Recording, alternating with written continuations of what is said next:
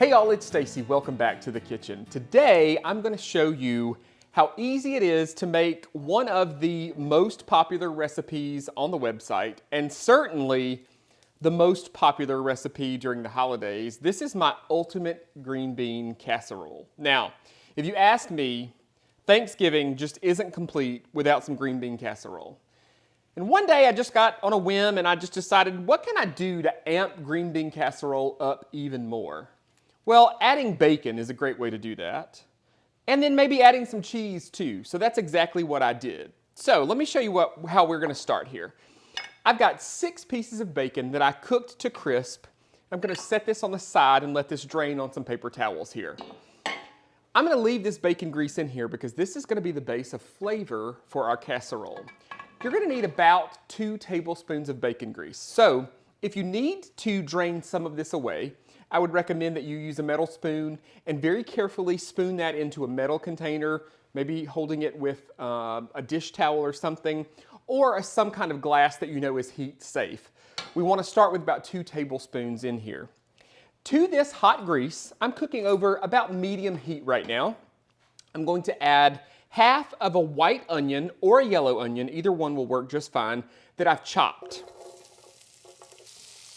I'm going to saute this in my bacon grease for 3 to 5 minutes or until the onion is translucent. All right, next we're going to add, this is about 1½ cups of sliced mushrooms. Now these are just plain white sliced mushrooms. You could use button mushrooms, you could use baby bellas. This just is going to add some savory flavor to the dish.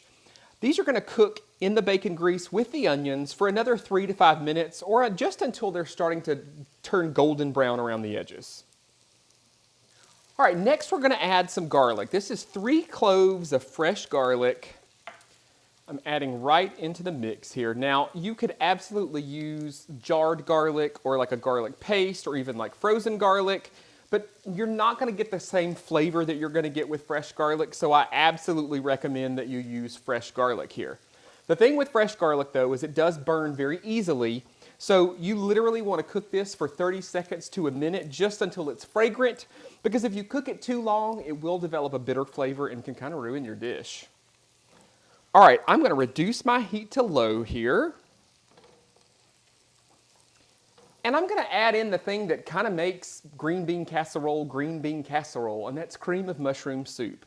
Now, every year we always get a little flack for this, but here's the thing.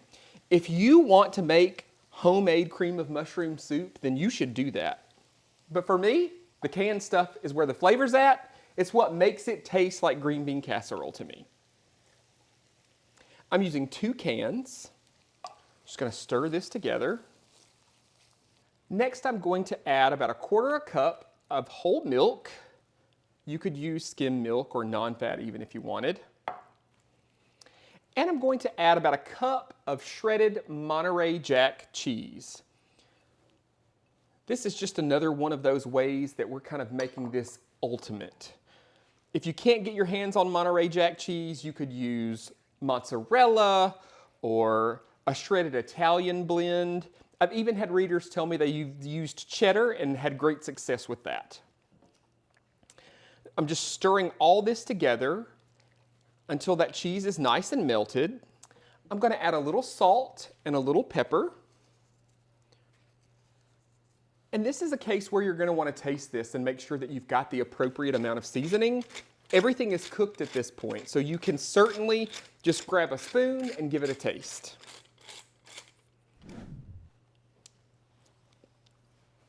I think we're spot on there.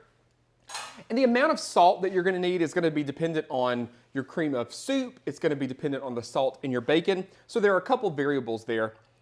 And you may need to adjust the salt just a little bit as you work through the recipe.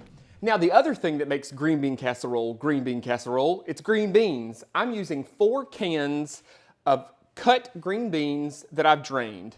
Now, we also hear from folks sometimes about using the canned green beans. It's what makes green bean casserole for me. You can opt for a different kind of green bean. You could use frozen, you could use fresh. The thing is that you'd probably want to blanch those quickly just to par cook them before they go in the casserole. Otherwise, I'm not sure that the cook time in the oven is going to be enough to cook those all the way through. Certainly opting for a frozen or a fresh green bean that's been blanched is going to give you a little more firm texture of those green beans, but I like the tenderness that canned green beans has. Next, we're going to add that bacon that we cooked. We're just going to crumble it right back into the mixture here. Once that's combined, I've got a 9 by 13 inch baking dish here that I'm going to spray with a little non-stick cooking spray. Now, anytime you do this, you can do it over the sink or maybe even just open the dishwasher. Spray it right inside the door of the dishwasher filled with dirty dishes, and you don't have cooking spray overspray all over your kitchen. All right. Our mixture is going to go right in our dish here. All right, I'm going to make sure we get all of that sauce out of there. Then we're just going to spread this out. The last element that makes it green bean casserole, some fried onions. I'm going to use about 1.5 cups here. If onions aren't your thing, you can actually find fried jalapenos and a variety of other things that you could sprinkle on top. You could even do a cracker crumb topping. This is going to go in our oven, preheated to 350 degrees. It's going to bake for about 30 minutes or until it's nice and bubbly. All right, now I get questions often about making this in advance, and I'm all for doing as much work as you can in advance to make Thanksgiving Day a little bit easier, but this dish is really best made and served the same day. With that being said, you can prep it the day before or maybe even 2 days before with a few adjustments. I would prep it all the way through, pouring the green bean mixture into the dish, but don't put the onion topping on it. Wrap it tightly and then refrigerate. When you're ready to bake it, then you'll add the onion topping at that point.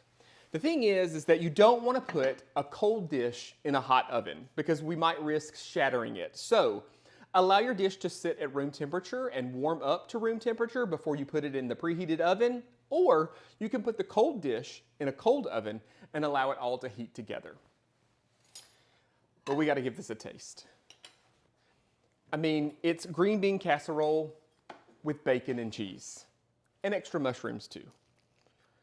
It's the perfect side dish for Thanksgiving, but frankly, it's just as popular around Easter too. It's just a great potluck dish in general. It's filled with tons of great savory flavor from the bacon and the onions and the mushrooms. And there's a great reason that it's the most popular recipe during the holidays. It's just delicious. Folks, you can find this full printable recipe on the website at southernbite.com. Just search for Ultimate Green Bean Casserole. Y'all enjoy.